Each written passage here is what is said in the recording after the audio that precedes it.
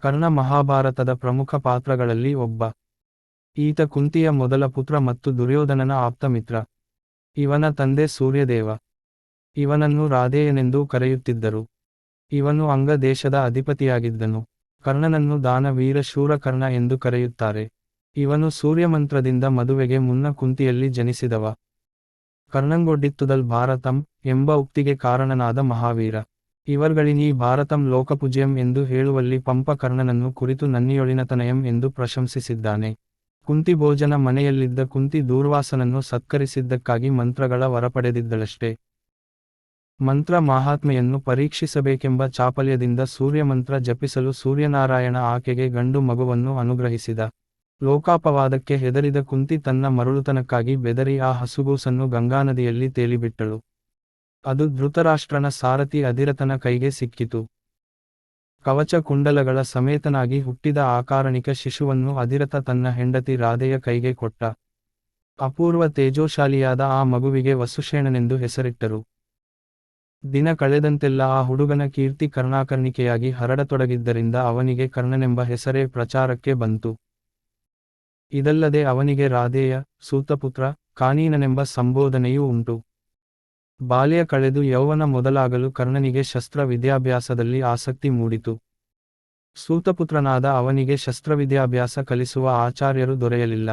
ಆಗ ಆತ ಪರಶುರಾಮನ ಬಳಿಗೆ ಬಂದು ತಾನು ವಿಪ್ರನೆಂದು ಸುಳ್ಳು ಹೇಳಿ ಧನುರ್ವಿದ್ಯಾಪಾರಂಗತನಾದ.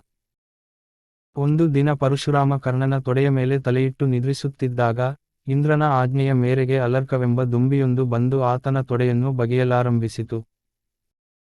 ಆಗ ತಾನು ಅಲುಗಿದರೆ ಗುರುವಿಗೆ ನಿದ್ರಾಭಂಗವಾದೀತೆಂದು ಎಣಿಸಿ ಕರ್ಣ ತನಗಾದ ಅಗಾಧ ನೋವನ್ನು ಲಕ್ಷಿಸದೆ ಹಾಗೆಯೇ ತಡೆದುಕೊಂಡಿದ್ದ. ಅವನ ರಕ್ತದ ಸೋಂಕಿನಿಂದ ಪರಶುರಾಮ ಎಚ್ಚೆತ್ತು ಶಿಷ್ಯನ ವರ್ತನೆಯನ್ನು ಕಂಡು ಮೆಚ್ಚಿದರೂ ಅವನು ವಿಪ್ರನಿರಲಾರನೆಂದು ಕ್ಷತ್ರಿಯನೇ ಇರಬೇಕೆಂದು ತಿಳಿದು ಕುಪಿತನಾದ. ನಿಜವೃತ್ತಾಂತ ತಿಳಿದಾಗ ತನ್ನ ವ್ರತಭಂಗವಾದುದಕ್ಕೆ ಕೆರಳಿದ ಪರಶುರಾಮ ವಿಪ್ರನೆಂದು ಸುಳ್ಳು ಹೇಳಿ ಶಸ್ತ್ರವಿದ್ಯೆ ಕಲಿತಿದ್ದಕ್ಕಾಗಿ ಅವಸಾನ ಕಾಲದಲ್ಲಿ ತಾನು ಅನುಗ್ರಹಿಸಿದ ಮಹಾಸ್ತ್ರಗಳಾವುವೂ ಫಲಿಸದಿರಲಿ ಎಂದು ಕರ್ಣನಿಗೆ ಶಾಪವಿತ್ತ. ಗುರುಶಾಪದಿಂದ ಕರ್ಣ ನಿರ್ವಿನ್ನನಾದ. ಈ ವೇಳೆಗೆ ಹಸ್ತಿನಾವತಿಯಲ್ಲಿ ಪಾಂಡವರಿಗೂ ಕೌರವರಿಗೂ ದ್ರೋಣಾಚಾರ್ಯ ಶಸ್ತ್ರವಿದ್ಯೆಯನ್ನು ಕಲಿಸುತ್ತಿದ್ದ. ಆ ರಾಜಪುತ್ರರ ವಿದ್ಯಾಪರಿಣತಿಯನ್ನು ಪ್ರದರ್ಶಿಸುವುದಕ್ಕಾಗಿ ಸಕಲ ಏರ್ಪಾಡುಗಳೂ ನಡೆದಿದ್ದುವು. ಆ ಸಭೆಯಲ್ಲಿ ಪಾಂಡವ ಮತ್ತು ಕೌರವರ ಶಸ್ತ್ರಕೌಶಲ್ಯ ತಾನೇ ತಾನಾಗಿ ಮೆರೆಯಲಾರಂಭಿಸಿತ್ತು. ಅರ್ಜುನ ರಂಗಕ್ಕೆ ಪ್ರವೇಶಿಸುವುದೇ ತಡ, ಆತನನ್ನು ಅದ್ವಿತೀಯನೆಂದು ಗುರುಗಳು ಮೊದಲ್ಗೊಂಡು ಎಲ್ಲರೂ ಪ್ರಶಂಸಿಸಿದರು. ಈ ಮಾತುಗಳನ್ನು ಆಲಿಸಿದ ಕರ್ಣ ಮುಂದೆ ಬಂದು ತಾನು ಅರ್ಜುನನನ್ನು ಎದುರಿಸುವುದಾಗಿ ಸವಾಲು ಹಾಕಿದ. ಆಗ ಅಲ್ಲಿಯೇ ಇದ್ದ ಕೃಪಾಚಾರ್ಯ ಎದ್ದು ನಿಂತು ಸೂತಪುತ್ರನಾದ ಕರ್ಣನನ್ನು ಅರ್ಜುನನೊಂದಿಗೆ ಸರಿಸಮನಾಗಿ ಭಾವಿಸಲು ಸಾಧ್ಯವಿಲ್ಲವೆಂದು ವಿರೋಧಿಸಿದ. ಈ ಅಸೂಯೆಯ ಮಾತುಗಳನ್ನು ಕೇಳಿ ಆಗ ತಾನೇ ಭೀಮನಿಂದ ಪರಾಜಿತನಾಗಿದ್ದ ದುರ್ಯೋಧನ ಮುಂದೆ ಬಂದು ಕರ್ಣನ ಪರವಾಗಿ ವಾದಿಸಿ ಅವನಿಗೆ ಅಂಗರಾಜ್ಯಾಭಿಷೇಕವನ್ನಿತ್ತು ಗೌರವಿಸಿದ. ಅಂದಿನಿಂದ ಕರ್ಣನಿಗೂ ದುರ್ಯೋಧನನಿಗೂ ಅಸದೃಶವಾದ ಮೈತ್ರಿ ಮೊದಲಾಯಿತು. ದುರ್ಯೋಧನನ ಆಪ್ತಮಿತ್ರನಾದ ಕರ್ಣನ ಮೇಲೆ ದಿನದಿನಕ್ಕೂ ವರ್ಧಿಸತೊಡಗಿತು. ದುಶ್ಯಾಸನ, ಶಕುನಿ ಮತ್ತು ಸೈಂಧವರೊಂದಿಗೆ ಕೂಡಿ ಕರ್ಣ ಅರಸನ ಎಲ್ಲ ಕಾರ್ಯಗಳಿಗೂ ಬೆಂಬಲವನ್ನಿತ್ತನಲ್ಲದೆ ಪಾಂಡವರ ವಿನಾಶ ಕಾರ್ಯದಲ್ಲಿ ಮುಂದಾಳಾಗಿ ದುಷ್ಟಚತುಷ್ಟಯರಲ್ಲಿ ಒಬ್ಬನೆನಿಸಿದ. ಕರ್ಣನ ಪರಾಕ್ರಮ ಜನಜನಿತವಾಗಿ ಬೆಳಗಿದಂತೆಯೇ ಅವನ ದಾನಗುಣವೂ ವಿಖ್ಯಾತವಾಯಿತು. ಭೀಮ ದುರ್ಯೋಧನರಿಗೆ ಹೇಗೆ ಬದ್ಧವೈರವೋ ಹಾಗೆಯೇ ಕರ್ಣ ಅರ್ಜುನರಿಗೆ ಎಲ್ಲ ವಿಷಯಗಳಲ್ಲಿಯೂ ಸ್ಪರ್ಧೆ ನಡೆಯುತ್ತಿತ್ತು. ಅರ್ಜುನನ ಮೇಲ್ಮೈಯಲ್ಲಿ ಆಸಕ್ತನಾಗಿದ್ದ ಇಂದ್ರನಿಗೆ ಕರ್ಣನನ್ನು ಹೇಗಾದರೂ ಮಾಡಿ ನಿಶ್ಶಕ್ತನನ್ನಾಗಿ ಮಾಡಬೇಕೆಂಬ ಯೋಚನೆ ಬಲವಾಗಿ ಕಾಡಲಾರಂಭಿಸಿತು. ಕರ್ಣನ ಉದಾರಗುಣವನ್ನು ಕೇಳಿದ ಆತ ಒಂದು ದಿನ ವಿಪ್ರವೇಶದಲ್ಲಿ ಕರ್ಣನಲ್ಲಿಗೆ ಬಂದು ಆತನ ಕವಚಕುಂಡಲಗಳನ್ನು ಬೇಡಿದ. ಇಂದ್ರನ ಸಂಚನ್ನು ಮೊದಲೇ ತಿಳಿದ ಸೂರ್ಯ ಕರ್ಣನಿಗೆ ಸ್ವಪ್ನದಲ್ಲಿ ಕಾಣಿಸಿಕೊಂಡು ಎಚ್ಚರಿಸಿದ್ದರೂ ಕರ್ಣ ತನ್ನ ಸಹಜಗುಣಕ್ಕೆ ಅನುಸಾರವಾಗಿ ತನಗೆ ರಕ್ಷೆಯಂತಿದ್ದ ಕವಚಕುಂಡಲಗಳನ್ನು ಮನಃಪೂರ್ವಕವಾಗಿ ಇಂದ್ರನಿಗೆ ಒಪ್ಪಿಸಿದ. ಕರ್ಣನನ್ನು ಪರೀಕ್ಷಿಸಲು ಬಂದ ಇಂದ್ರನಿಗೆ ಆ ಸೂತಪುತ್ರನ ದಾನಗುಣವನ್ನು ಕಂಡು ಸಂತೋಷವಾಯಿತು. ತನ್ನ ನಿಜಸ್ವರೂಪವನ್ನು ತೋರಿಸಿ ಅವನಿಗೆ ಶಕ್ತ್ಯಾಯುಧವನ್ನು ಅನುಗ್ರಹಿಸಿದ. ಕವಚಕುಂಡಲ ವಿಹೀನನಾದ ಕರ್ಣನಿಗೆ ಇಂದ್ರನಿತ್ತ ಶಕ್ತ್ಯಾಯುಧದಿಂದ ಮತ್ತೊಮ್ಮೆ ರೆಕ್ಕೆ ಬಂದಂತಾಯಿತು. ಕೌರವರ ಉಪಟಳಗಳಿಗೆ ಗುರಿಯಾಗಿದ್ದ ಪಾಂಡವರು ಅರಗಿನ ಮನೆಯ ವಿಪತ್ತಿನಿಂದ ಪಾರಾಗಿ ಏಕಚಕ್ರಪುರಿಯಲ್ಲಿ ಕೆಲವು ದಿನವಿದ್ದು ವೇಷ ಮರೆಸಿಕೊಂಡು ದ್ರೌಪದಿಯ ಸ್ವಯಂವರಕ್ಕೆ ಬಂದಾಗ ಪುನಃ ಅರ್ಜುನನಿಗೂ ಕರ್ಣನಿಗೂ ಸವಾಲು ಬೀಳುವ ಸನ್ನಿವೇಶ ಒದಗಿತು. ದೃಪದ ಪಣವಾಗಿಟ್ಟಿದ್ದ ಮತ್ಸ್ಯಯಂತ್ರವನ್ನು ಕ್ಷತ್ರಿಯ ವೀರಾದಿವೀರರು ಭೇದಿಸದೆ ಹೋಗಲು ಕರ್ಣ ಆ ಸಾಹಸಕ್ಕಾಗಿ ಮುಂದೆ ಬಂದ. ಶಸ್ತ್ರವಿದ್ಯಾಕುಶಲನಾದ ಆತ ಮತ್ಸ್ಯಕ್ಕೆ ಗುರಿಯಿಟ್ಟು ಬಾಣ ಬಿಡುವಷ್ಟರಲ್ಲಿ ದ್ರೌಪದಿ ಆತನನ್ನು ಸೂತಪುತ್ರನೆಂದು ಧಿಕ್ಕರಿಸಿದಳು. ಕರ್ಣ ಮ್ಲಾನವದನನಾಗಿ ಬಿಲ್ಲುಬಾಣಗಳನ್ನು ಕೆಳಗೆಸೆದು ತನ್ನ ಪೀಠದತ್ತ ಹಿಂತಿರುಗಿ ಬಂದ. ಅನಂತರ ಬ್ರಾಹ್ಮಣರ ಸಮೂಹದಲ್ಲಿ ವಿಪ್ರವೇಶಿಯಾಗಿದ್ದ ಅರ್ಜುನ ಎದ್ದು ಬಂದು ಜನ ಅಪಹಾಸ್ಯ ಮಾಡಿ ನಕ್ಕರೂ ಹಿಂತೆಗೆಯದೆ ಮತ್ಸ್ಯಯಂತ್ರವನ್ನು ಭೇದಿಸಿದ. ಪಾಂಡವರಿಗೂ ಇತರ ರಾಜರಿಗೂ ಕಾಳಗವಾಗಿ ಪಾಂಡವರು ವಿಜಯಿಗಳಾದರು. ಈ ಸಂದರ್ಭದಲ್ಲಿ ಅರ್ಜುನ ಮತ್ತು ಭೀಮರೊಂದಿಗೆ ಕರ್ಣ ಕಾದಾಡಬೇಕಾಯಿತು. ಕೌರವನ ಪಕ್ಷ ವಹಿಸಿದ ಕರ್ಣ ತನ್ನ ಸ್ವಾಮಿಯ ಅಭೀಷ್ಟಕ್ಕೆ ಅನುಗುಣವಾಗಿ ಪಾಂಡವರಿಗೆ ಅಹಿತಗಳನ್ನೇ ಬಯಸುತ್ತಿದ್ದ. ದ್ರೌಪದಿಯ ವಸ್ತ್ರಾಪಹರಣ ಕಾಲದಲ್ಲಿಯೂ ಆತ ಉಚಿತವಾಗಿ ವರ್ತಿಸಲಿಲ್ಲ. ಪಾಂಡವರು ವನವಾಸದಲ್ಲಿದ್ದಾಗ ದುರ್ಯೋಧನನನ್ನು ಪ್ರಚೋದಿಸಿ ಅವರ ಮೇಲೆ ಎರಗುವಂತೆ ಏರ್ಪಡಿಸಿದ. ಆಗ ಗಂಧರ್ವರಿಗೂ ಕೌರವರಿಗೂ ಯುದ್ಧ ನಡೆಯಿತು. ಕರ್ಣ ಚಿತ್ರಸೇನನೆಂಬ ಗಂಧರ್ವನಿಂದ ಅಪಮಾನಿತನಾದ. ಪಾಂಡವರ ಅಜ್ಞಾತವಾಸದ ಅವಧಿ ತೀರಿ ಉತ್ತರಗೋಗ್ರಹಣ ಕಾಲದಲ್ಲಿ ಯುದ್ಧವಾಗಲು ಕರ್ಣ ತನ್ನ ಸೇಡನ್ನು ಅರ್ಜುನನ ಮೇಲೆ ತೀರಿಸಿಕೊಳ್ಳತೊಡಗಿದ. ಕೊನೆಗೆ ಸಮಸ್ತ ಕೌರವ ಸೈನ್ಯವೇ ಅರ್ಜುನನ ಸಂಮೋಹನಾಸ್ತ್ರಕ್ಕೆ ಗುರಿಯಾಗಿ ನಿದ್ರಾಪರವಶವಾಯಿತು. ವಿರಾಟನ ಸೈನ್ಯಕ್ಕೆ ಜಯ ಲಭಿಸಿತು. ಮಹಾಭಾರತ ಕದನ ಸನ್ನಿಹಿತವಾಗಲು ಕೃಷ್ಣ ಪಾಂಡವರ ಪರವಾಗಿ ಕೌರವರೊಡನೆ ಸಂಧಾನವನ್ನು ನಡೆಸಿದ್ದ. ಹಿತೋಕ್ತಿಗಳಾವುವೂ ಫಲಿಸದೆ ಸಮರವೇ ಅನಿವಾರ್ಯವಾದ ಸಂದರ್ಭದಲ್ಲಿ ಕೃಷ್ಣ ಕರ್ಣನೊಬ್ಬನನ್ನೇ ಗುಟ್ಟಾಗಿ ಕರೆದು ಅವನ ಜನ್ಮವೃತ್ತಾಂತವನ್ನು ತಿಳಿಸಿ ಪಾಂಡವರ ಕಡೆಗೆ ಬರುವಂತೆ ಪ್ರೇರಿಸಿದ. ಸ್ವಾಮಿ ಭಕ್ತನಾದ ಕರ್ಣ ಕೃಷ್ಣನ ತಂತ್ರಕ್ಕೆ ಒಡಂಬಡಲಿಲ್ಲ. ಅನಂತರ ಕುಂತಿಯೇ ಕರ್ಣನನ್ನು ಗಂಗಾತೀರದಲ್ಲಿ ಕಂಡು ತನ್ನ ಮಗನ ಮನಸ್ಸನ್ನು ಒಲಿಸಿಕೊಳ್ಳಲು ಯತ್ನಿಸಿದಳು.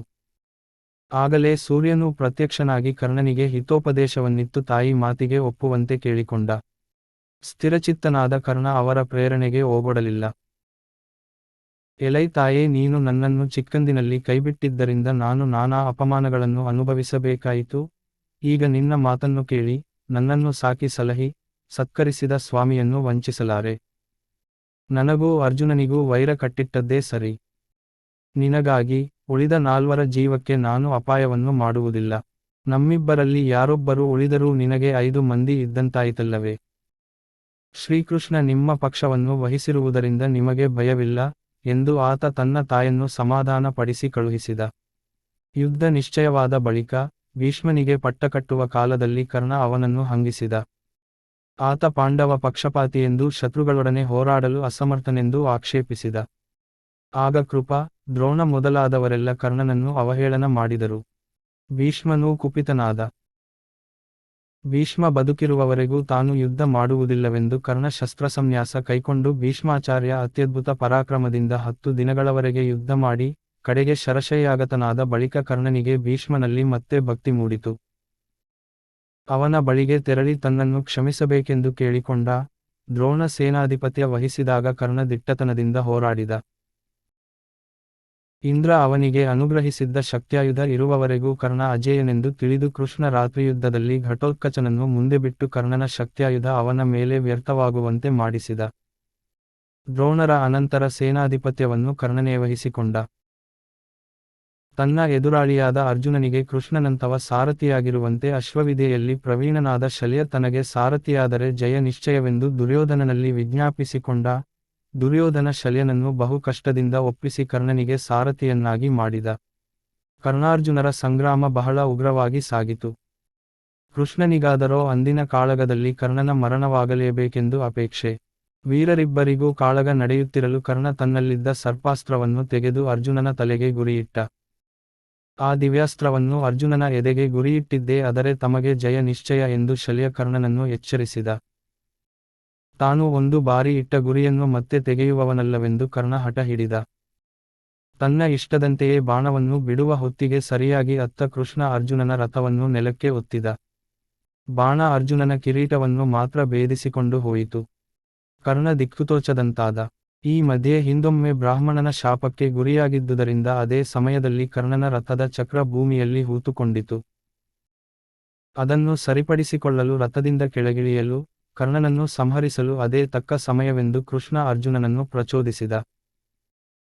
ನಿರಾಯುಧನಾದ ಕರ್ಣನನ್ನು ಹೇಗೆ ಕೊಲ್ಲುವುದೆಂದು ಕನಿಕರದಿಂದ ಅರ್ಜುನ ಹಿಂತೆಗೆಯಲು ಕೃಷ್ಣ ಕರ್ಣನ ಅಧರ್ಮ ಕಾರ್ಯಗಳನ್ನೆಲ್ಲ ಪಟ್ಟಿಮಾಡಿ ಹೇಳಿ ಕಾರ್ಯನಿರತನಾಗಲು ಬಲಾತ್ಕಾರ ಮಾಡಿದ. ಅರ್ಜುನ ನಿರ್ವಾಹವಿಲ್ಲದೆ ಕರ್ಣನ ಮೇಲೆ ಅಂಜಲಿಕಾಸ್ತ್ರವನ್ನು ಪ್ರಯೋಗಿಸಿದ. ಅಸಹಾಯಕನಾದ ಕರ್ಣ ಆ ಅಸ್ತ್ರಕ್ಕೆ ಗುರಿಯಾಗಿ ಹತನಾದ. ಭಾರತ ಯುದ್ಧವೆಲ್ಲ ಮುಗಿದ ಬಳಿಕ, ಧರ್ಮರಾಯ ಸತ್ತವರಿಗೆ ಉತ್ತರಕ್ರಿಯಾದಿಗಳನ್ನು ಮಾಡುವ ಸಂದರ್ಭದಲ್ಲಿ ಕುಂತಿ ಓಡಿಬಂದು ಕರ್ಣ ತನ್ನ ಮಗನೆಂದೂ ಪಾಂಡವರಿಗೆಲ್ಲ ಅವನೇ ಹಿರಿಯನೆಂದೂ ಮೊದಲು ಅವನಿಗೆ ಕರ್ಮಾದಿಗಳು ನಡೆಯಬೇಕೆಂದೂ ತಿಳಿಸಿದಳು. ಈ ವೃತ್ತಾಂತವನ್ನು ಕೇಳಿ ಧರ್ಮರಾಯ ಚಕಿತನಾಗಿ ತಾಯಿ ಮಾಡಿದ ಅಕಾರ್ಯಕ್ಕಾಗಿ ಅವಳ ಮೇಲೆ ಕೋಪಗೊಂಡ. ಪಾಂಡವರೆಲ್ಲರೂ ಕರ್ಣನಿಗಾದ ದುರ್ದೆಸೆಗಾಗಿ ಮರುಗಿದರು. ಕರ್ಣನಿಗೆ ಕ್ಷತ್ರಿಯೋಚಿತವಾದ ಸಂಸ್ಕಾರಗಳು ನಡೆದುವು. ವ್ಯಾಸಭಾರತದಲ್ಲಿ ಕರ್ಣನನ್ನು ಮೊದಲಿನಿಂದ ಕಡೆಯವರೆಗೂ ದುರ್ಯೋಧನನ ದುಷ್ಟಚತುಷ್ಟಯದಲ್ಲೊಬ್ಬನೆನ್ನುವಂತೆ ವರ್ಣಿಸಲಾಗಿದೆ. ವಾಸ್ತವಿಕವಾಗಿ ಕರ್ಣನಿಗೆ ಜೀವನದಲ್ಲಿ ಒದಗಿಬಂದ ದುರ್ದೈವ ಪರಂಪರೆಯನ್ನು ಗಮನಿಸಿ ಅವನ ಬಗ್ಗೆ ಸಹಾನುಭೂತಿಯಿಂದ ನೋಡಿದ ಸಂಸ್ಕೃತ ಕವಿಗಳಲ್ಲಿ ಭಾಸನೇ ಬಹಳ ಹಳಬನೆಂದು ತೋರುತ್ತದೆ. ಈತ ಕರ್ಣಭಾರ ಎಂಬ ತನ್ನ ಏಕಾಂಕ ನಾಟಕದಲ್ಲಿ ಕರ್ಣನ ದಾನ ಗುಣಕ್ಕೆ ಪ್ರಾಶಸ್ತ್ಯವಿತ್ತು ಅವನ ಹಿರಿಮೆಯನ್ನು ಬೆಳಗಿಸಿದ್ದಾನೆ. ಪಂಚರಾತ್ರವೆಂಬ ಮತ್ತೊಂದು ಕೃತಿಯಲ್ಲಿ ಕರ್ಣ ದುರ್ಯೋಧನನ ಆಪ್ತಮಿತ್ರನೆನಿಸಿದರೂ ಪಾಂಡವರ ಬಗ್ಗೆ ವೃಥಾ ಆಗ್ರಹವಿಲ್ಲದವನೆಂಬಂತೆ ಅವನ ಪಾತ್ರವನ್ನು ಚಿತ್ರಿಸಿದ್ದಾನೆ. ಈ ನೂತನ ದೃಷ್ಟಿ ಪರಂಪರೆಯೇ ಮುಂದುವರಿಯಿತೋ ಎಂಬಂತೆ ಕನ್ನಡದ ಆದಿಕವಿಯಾದ ಪಂಪ ಕರ್ಣನ ಪಾತ್ರವನ್ನು ನಿರೂಪಿಸುವಲ್ಲಿ ತುಂಬ ಉದಾರವಾಗಿ ವರ್ತಿಸಿದ್ದಾನೆ. ಪಂಪನಲ್ಲಿ ಕಥಾನಾಯಕ ಅರ್ಜುನನಾದರೆ, ಪ್ರತಿನಾಯಕ ಕರ್ಣನಾಗುತ್ತಾನೆ. ಕರ್ಣನ ಜನನ ಬಾಲ್ಯಗಳನ್ನು ಅತ್ಯಂತ ಮನೋಜ್ಞವಾಗಿ ಚಿತ್ರಿಸಿ ಆತ ಪರಶುರಾಮನಿಂದ ಶಾಪಗ್ರಸ್ತನಾಗುವ ವಿಷಯವನ್ನು ಹೃದಯ ಕರಗುವಂತೆ ವರ್ಣಿಸಿದ್ದಾನೆ. ಕೌರವರ್ಗೆಲ್ಲಂ ಪ್ರಾಣಂಬರ್ಪಾಕೃತಿಯೊಳೆ ಬಾಣಾಸನ ಬಾಣಪಾಣಿ ಕರ್ಣಂ ಬಂದಂ ಎಂದು ಕರ್ಣನ ಆಗಮನವನ್ನು ಅರ್ಥವತ್ತಾಗಿ ಹೇಳಿದ್ದಾನೆ. ಕರ್ಣದುರ್ಯೋಧನರ ಸ್ನೇಹವಂತೂ ಅಸದೃಶವಾದುದು. ಒಡಮಡುವರ್ ಎಂಬರ್ ಕುಡುದೆಯಗೆ ಏಂ ಪ್ರಸಾದಮೆಂಬಿವು ಪೆರೊಳ್ ನಡೆಗೆಮ್ಮೆ ನಿನ್ನಯಡೆಯೊಳ ನಡೆಯಲ್ವೇಡೆನಗೆ ಕೆಳೆಯನೈ ರಾಧೇಯ ಎಂದು ದುರ್ಯೋಧನ ಅವನನ್ನು ಅತ್ಯಂತ ಪ್ರೀತಿಯಿಂದ ಸತ್ಕರಿಸುತ್ತಾನೆ. ಈ ರೀತಿಯಲ್ಲಿ ಪ್ರವರ್ಧಮಾನಕ್ಕೆ ಬರುತ್ತಿದ್ದ ಕರ್ಣನನ್ನು ಕವಿ ಏಂ ಕಲಿಯೋ ಚಾಗಿಯೋ ರವಿತನಯಂ ಎಂದು ಮೇಲಿಂದ ಮೇಲೆ ಕೊಂಡಾಡಿದ್ದಾನೆ. ಕೃಪ ದ್ರೋಣಾದಿಗಳು ಸೂತಪುತ್ರನೆಂದು ಹೀಯಾಳಿಸಲಾಗಿ ಕರ್ಣ ನಾಚಿ ತಲೆ ತಗ್ಗಿಸುತ್ತಾನೆ. ಕೃಷ್ಣನ ಮೂಲಕ ತನ್ನ ಜನ್ಮವೃತ್ತಾಂತ ತಿಳಿದ ಬಳಿಕ ಕರ್ಣನಿಗೆ ಒಂದು ಕಡೆ ಸಂತೋಷ, ಮತ್ತೊಂದು ಕಡೆ ಸಂಕಟ.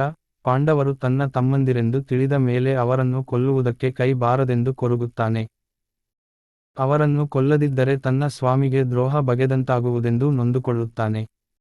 ಕಡೆಗೆ ಯುದ್ಧ ಜ್ವಾಲೆಗೆ ತನ್ನನ್ನೇ ಸಮರ್ಪಿಸಿಕೊಳ್ಳುವುದೆಂದು ನಿಶ್ಚಯಿಸುತ್ತಾನೆ.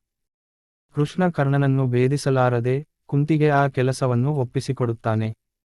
ತಾಯಿಯನ್ನು ಕಂಡ ಕೂಡಲೇ ಕರ್ಣ ಪುಳಕಿತನಾಗಿ, ಚಲಮುಂ ಚಾಗಮುಮಳವುಂ ಕಲಿತನಮುಂ ಕುಲಮುಮೀಗಳೆನ್ನಯ ಮೇಯುಳ್ ನೆಲಸಿದುವು ನಿಮ್ಮ ಕರುಣಾಬಲದಿಂ ನೀವೆನ್ನನಿಂದಿಂ ಮಗನೆಂದುದ ಎಂದು ಹಿಗ್ಗುತ್ತಾನೆ. ಕುಂತಿ ಕರ್ಣನನ್ನು ಕೌರವರ ಪಕ್ಷ ಬಿಟ್ಟು ಪಾಂಡವರ ಕಡೆಗೆ ಬಾ ಎನ್ನಲು, ಮೀಂಗುಲಿಗನೆನಾಗಿಯುಮಣಮಾಂ ಗುಣಮನೆ ಬಿಸುಟೆನಿಲ್ಲ ನಿಮಗಂ ಮಗನಾದಂಗೆನಗೆ ಬಿಸುಡಲಕ್ಕುಮೆ ಎಂದು ಉದಾತ್ತವಾಗಿ ನುಡಿದು, ಕಟ್ಟ ಕಡೆಗೆ, ಪಿಡಿಯಂ ಪುರಿಗಣೆಯಂ ನರನೆಡೆಗೊಂಡೊಡಮುದ ನಿನ್ನ ಮಕ್ಕಳನಿನ್ನೇರ್ದೊಡಮಳ್ಮೆ ಎಂದು ವಾಗ್ದಾನ ಮಾಡುತ್ತಾನೆ. ಸಂಸ್ಕೃತ ಮಹಾಭಾರತದಲ್ಲಿ ಕರ್ಣನನ್ನು ಸಾರಥಿಯಾದ ಅಧಿರಥನ ಮಗನೆಂದು ಹೇಳಿದ್ದರೆ, ಪಂಪನಲ್ಲಿ ಅವನನ್ನು ಮೀಂಗುಲಿಗನೆಂದು ವಿಷದಪಡಿಸಿದೆ. ಇದಲ್ಲದೆ ಕರ್ಣ ಕುಂತಿಯನ್ನು ಕಂಡು ಮಾತನಾಡುವ ರೀತಿನೀತಿಗಳು ತುಂಬ ಭಿನ್ನವಾಗಿವೆ. ಮುಂದೆ ಭೀಷ್ಮನನ್ನು ಕುರಿತು ಕಟುವಾಗಿ ಮಾತನಾಡಿದಾಗ, ಇತರರು ಅವನನ್ನು ಹೀನಕುಲಜನೆಂದು ಅಲ್ಲಗೆಳೆಯಲು, ತನ್ನ ಜನ್ಮವೃತ್ತಾಂತವನ್ನು ಅರಿತ ಕರ್ಣ ಆಗ ಎಂದಿನಂತಲ್ಲದೆ, ಕುಲಂ ಕುಲಮಲ್ತು ಚಲಂ ಕುಲಂ ಗುಣಂ ಕುಲಮಭಿಮಾನವೊಂದೆ ಕುಲಮನ್ಮು ಕುಲಂ ಬಗೆವಾಗಳೀ ಕಲಹದೊಳನ್ನ ನಿಮ್ಮ ಕುಲವಾಕುಲಮಂ ನಿಮಗುಂಟು ಮಾಡುಗುಂ ಎಂದು ಆತ್ಮವಿಶ್ವಾಸದಿಂದ ಕಿಡಿಕಿಡಿಯಾಗುತ್ತಾನೆ. ತಮ್ಮ ಕ್ಷಮಾಪಣೆ ಕೇಳುವಲ್ಲಿಯೂ ಈತನ ನಯವಿನಯಗಳನ್ನು ಕಂಡು ಭೀಷ್ಮರು ಸಂತೋಷಪಡುತ್ತಾರೆ. ಕರ್ಣಾರ್ಜುನರ ಯುದ್ಧವನ್ನಂತೂ ಪಂಪ ಬಹಳ ಪ್ರಭಾವಶಾಲಿಯಾಗಿ ವರ್ಣಿಸಿದ್ದಾನೆ. ತನಗೆ ಅರಿವಿಲ್ಲದೆ ತನ್ನ ಬತ್ತಳಿಕೆಯಲ್ಲಿ ಬಂದು ಸೇರಿದ್ದ ಸರ್ಪಾಸ್ತ್ರವನ್ನು ಕಂಡು, ಅದರ ಮರುನುಡಿಗೆ ಕಿವಿಗೊಡದೆ ತನ್ನ ತಾಯಿಗಿತ್ತ ವಚನವನ್ನು ಚಾಚೂ ತಪ್ಪದೆ ಕರ್ಣ ನಡೆಸುತ್ತಾನೆ. ಕರ್ಣನ ಮರಣವನ್ನು ಕಂಡು ಪಂಪನ ಹೃದಯ ಕರಗುತ್ತದೆ. ಅವನನ್ನು ಚಾಗದ ನನ್ನಿಯ ಕಲಿತನದಾಗರಂ ಎಂದು ಕೊಂಡಾಡುತ್ತಾನೆ. ಪಿಡಿದನೆ ಪುರಿಗಣೆಯನೆರಡಿದನೆ ಬಳ್ಕಿದನೆ ತಾನೇ ತನ್ನನೆ ಚಲಮಂ ಪಿಡಿದದನ್ ಎಂದು ದೇವತೆಗಳ ಪಡೆ ಹೊಗಳುತ್ತದೆ. ಮಹಾಭಾರತದ ವೀರಾದಿವೀರರಲ್ಲಿ ಒಬ್ಬನೂ ಪಂಪನ ಕೃತಿಯ ಪ್ರತಿನಾಯಕನೂ ಆದ ಕರ್ಣನನ್ನು ಕುರಿತ ಚರಮಶ್ಲೋಕವನ್ನಂತೂ ಎಂದೆಂದಿಗೂ ಮರೆಯುವಂತಿಲ್ಲ. ನೆನೆಯದಿರಣ್ಣ ಭಾರತದೊಳಿಂ ಪೆರಾರುಮನೊಂದೆ ಚಿತ್ತದಿಂ ನೆನೆವೊಡೆ ಕರ್ಣನಂ ನೆನೆಯ ಕರ್ಣನೊಳಾರ್ ದೊರೆ ಕರ್ಣನೇ ಕರ್ಣನ ಕಡುನನ್ನಿ ಕರ್ಣನಳವಂಕದ ಕರ್ಣನ ಚಾಗಮೆಂದು ಕರ್ಣನ ಪಡೆಮಾತಿನೊಳ್ ಪುದಿದು ಕರ್ಣರಸಾಯನಮಲ್ತೆ ಭಾರತಂ ಕನ್ನಡದ ಮತ್ತೊಬ್ಬ ಮಹಾಕವಿಯಾದ ಕುಮಾರವ್ಯಾಸನು ಹೀಗೆಯೇ ಕರ್ಣನ ಪಾತ್ರಕ್ಕೆ ಅಪೂರ್ವವಾದ ಕಾಂತಿಯನ್ನು ನೀಡಿದ್ದಾನೆ. ಇಟ್ಟಗುರಿಯನ್ನು ಬದಲಿಸುವುದಿಲ್ಲವೆಂದು ವ್ಯಾಸಭಾರತದಲ್ಲಿ ಶಲ್ಯನಿಗೆ ಉತ್ತರವಿತ್ತ ಕರ್ಣ, ಪಂಪಭಾರತದಲ್ಲಿ ತನ್ನ ತಾಯಿಗೆ ಪುರಿಗಣೆಯನ್ನು ಪ್ರಯೋಗಿಸುವುದಿಲ್ಲವೆಂದು ವಚನವೀಯುತ್ತಾನೆ. ಕುಮಾರವ್ಯಾಸ ಭಾರತದಲ್ಲಿ ಕುಂತಿಗೆ ತೊಟ್ಟಬಾಣವನ್ನು ತೊಡುವುದಿಲ್ಲವೆಂದು ಕರ್ಣ ವಾಗ್ದಾನ ಮಾಡುತ್ತಾನೆ. ಕಡೆಗಾಲದಲ್ಲಿ ಕೃಷ್ಣ ಕರ್ಣನಿಗೆ ತನ್ನ ದಿವ್ಯರೂಪವನ್ನು ತೋರಿ ಅವನನ್ನು ಕೃತಾರ್ಥನನ್ನಾಗಿ ಮಾಡುತ್ತಾನೆ.